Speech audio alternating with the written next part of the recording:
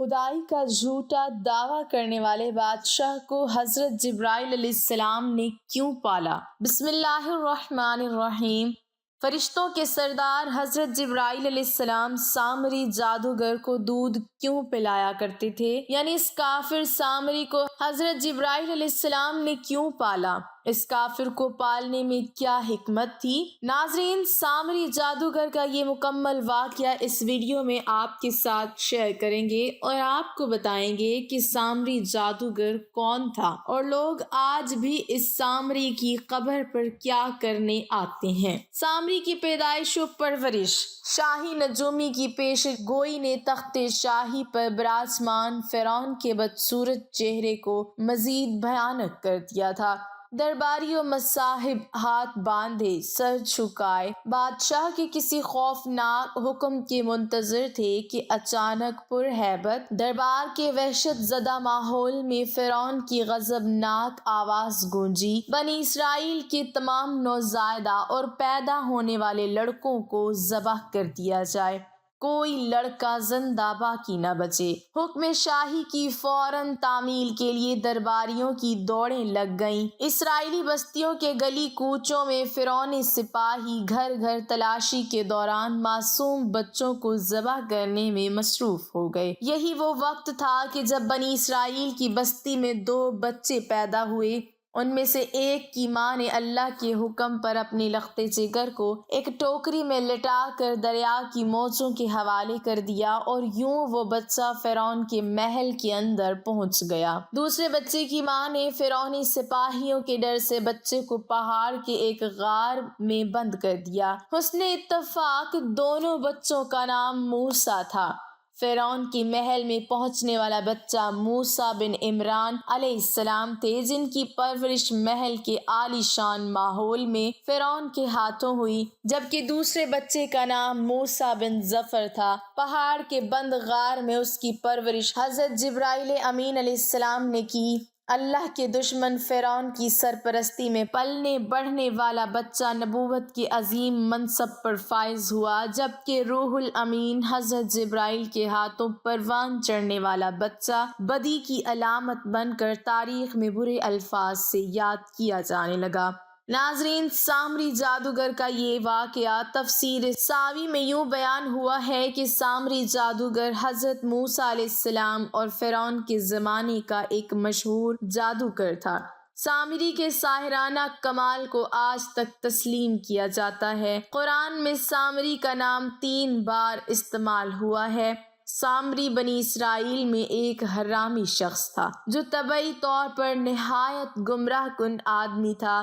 اس کی ماں نے برادری میں رسوائی و بدنامی کے ڈر سے اس کو پیدا ہوتے ہی پہاڑ کی ایک غار میں چھوڑ دیا تھا اور حضرت جبرائیل علیہ السلام نے اللہ کے حکم سے اس کو اپنی انگلی سے دودھ پلا پلا کر پالا تھا، اس لیے یہ حضرت جبرائیل علیہ السلام کو پہچانتا تھا۔ بلکہ ابن جزیر نے حضرت ابن عباس رضی اللہ تعالیٰ عنہ سے روایت کیا ہے کہ سامری جب پیدا ہوا تو فرعون کی طرف سے اس وقت تمام اسرائیلی لڑکوں کو قتل کا حکم جاری کیا تھا، تو اس کی والدہ کو خوف ہوا کہ فرعونی سپاہی اس کو قتل نہ کر دیں، تو بچے کو اپنے سامنے قتل ہوتا دیکھنے کی مصیبت سے یہ بہتر سمجھا اس کو جنگل کی ایک غار میں رکھ کر اوپر سے بند کر دیا۔ کبھی کبھی اس کی خبر گیری کرتی ہوگی۔ ادھر اللہ تعالیٰ نے حضرت جبرائیل امین علیہ السلام کو اس کی حفاظت اور غذا دینے پر مامور کر دیا۔ وہ اپنی ایک انگلی پر شہد، ایک پر مکھن، ایک پر دودھ لاتے اور اس بچے کو چٹا دیتے تھے، یہاں تک کہ یہ غار ہی میں پل کر بڑا ہو گیا اور اس کا انجام یہ ہوا کہ کفر میں مبتلا ہوا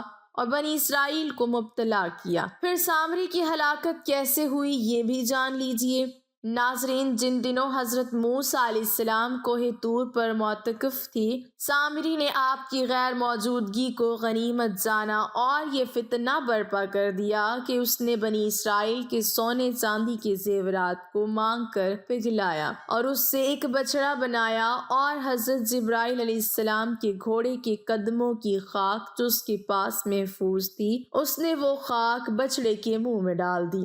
تو وہ بچڑا بولنے لگا۔ پھر سامری نے مجمع عام میں یہ تقریر شروع کر دی کہ اے بنی اسرائیل، حضرت موسیٰ علیہ السلام خدا سے باتیں کرنے کے لیے کوہ طور پر تشریف لے گئے ہیں، لیکن خدا تو خود ہم لوگوں کے پاس آ گیا ہے، اور بچڑے کی طرف اشارہ کر کے بولا کہ یہی خدا ہے۔ سامری نے ایسی گمراہ کن تقریر کی کہ بنی اسرائیل کو بچڑے کے خدا ہونے کا یقین آ گیا، اور وہ بچڑے کو پوجنے لگے، اور 12,000 آدمیوں کے سوا ساری قوم نے چاندی سونے کے بچڑے کو بولتا دیکھ کر اس کو خدا مان لیا، اور اس کے آگے سر بسجود ہو کر اس بچڑے کو پوجنے لگے۔ لہٰذا اللہ پاک کا ارشاد ہے کہ موسیٰ کے بعد اس کی قوم اپنے زیوروں سے ایک بچڑا بنا بیٹھی ہے، جان کا دھڑ تھا، وہ گائے کی طرح آواز کرتا، اور 40 دنوں کے بعد حضرت موسیٰ علیہ السلام خدا سے ہم کلام ہو کر اور تورات شریف ساتھ لے کر بستی میں تشریف لائے،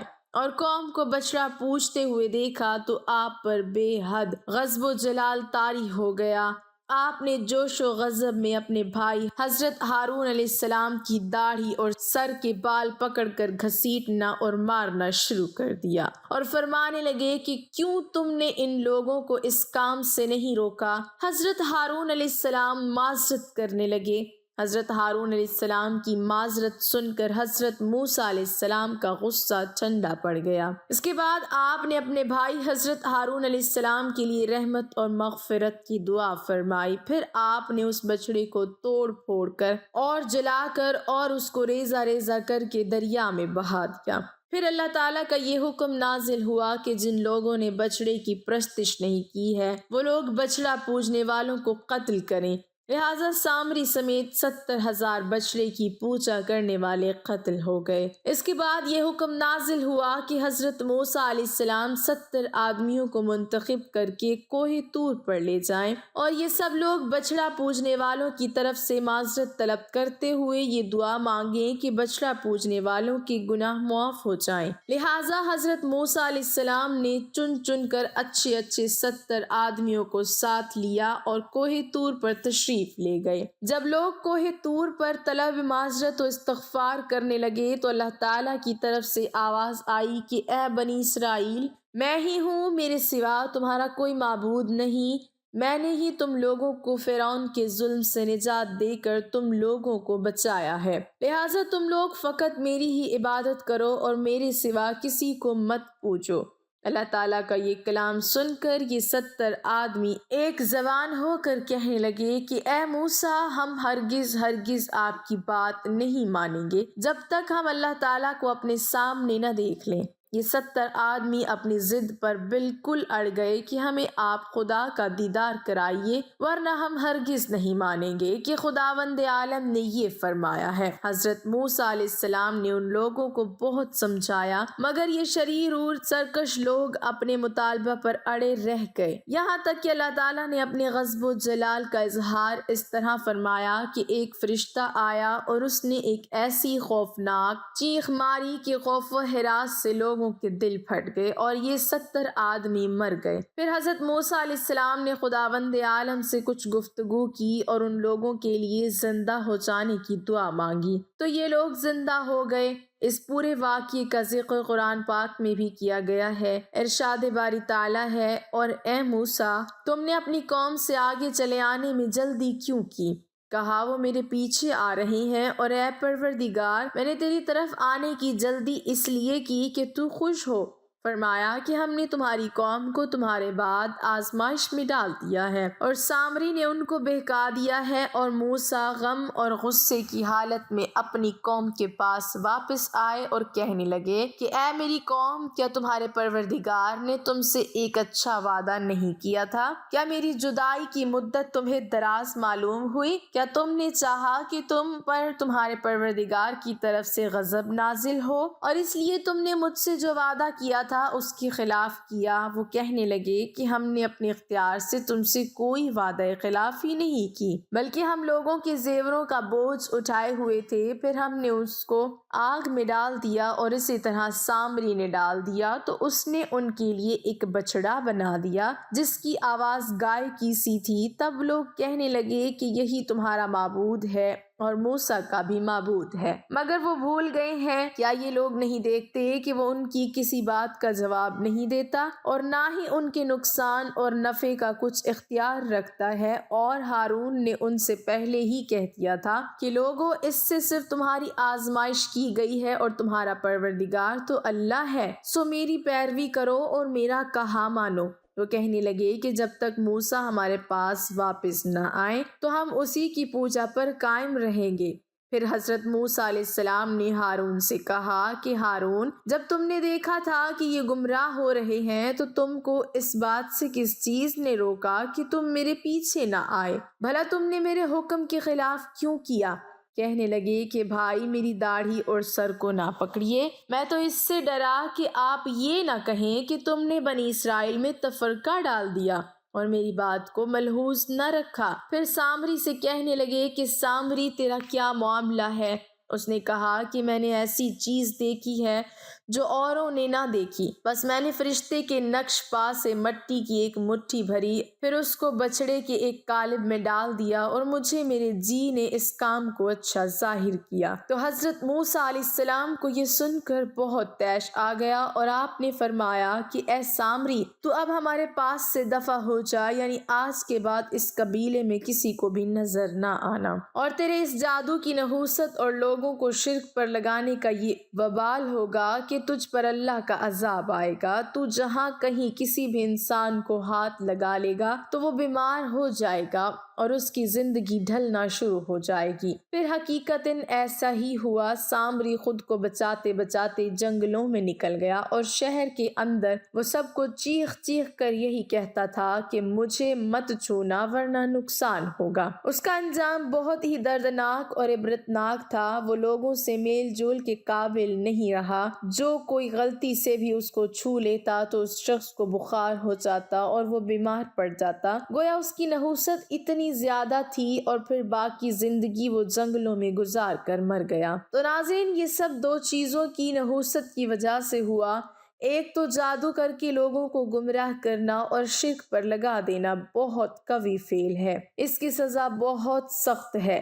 دوسری بات یہ ہے کہ اگر آپ کوئی ایسا عمل کرتے ہیں جس سے بہت سارے لوگ گناہ میں مبتلا ہو جاتے ہیں تو اس غلط عمل کا سارا وبال آپ کے اوپر بھی ہے، اور یہ بڑا ہی مذموم اور شدید غلط عمل ہے۔ ایسے لوگوں پر بھی اللہ کا عذاب نازل ہوتا ہے جو خود تو برائی کرتے ہی ہیں اور دوسروں کو بھی برائی پر لگا دیتے ہیں۔ یہاں ناظرین، ویڈیو کے آخر میں یہ بھی جان لیجئے کہ سامری جادوگر کا مزار عمان میں موجود ہے، اور آج بھی لوگ سامری کی قبر پر یعنی سامری کے مزار پر جا کر جادو سیکھتے بھی ہیں اور سکھاتے بھی ہیں اور اس کو پھیلاتے بھی ہیں۔ ہماری دعا ہے کہ اللہ تعالی ہم سب کو اپنی حفاظت میں رکھے، ہمارے وجود کو دوسرے تمام لوگوں کے لیے خیر کا ذریعہ بنائے، اور اللہ تعالی ہمیں شرک سے بچائے اور ہمیں صرف اللہ کی عبادت کرنے کی توفیق عطا فرمائے۔ آمین یا رب العالمین۔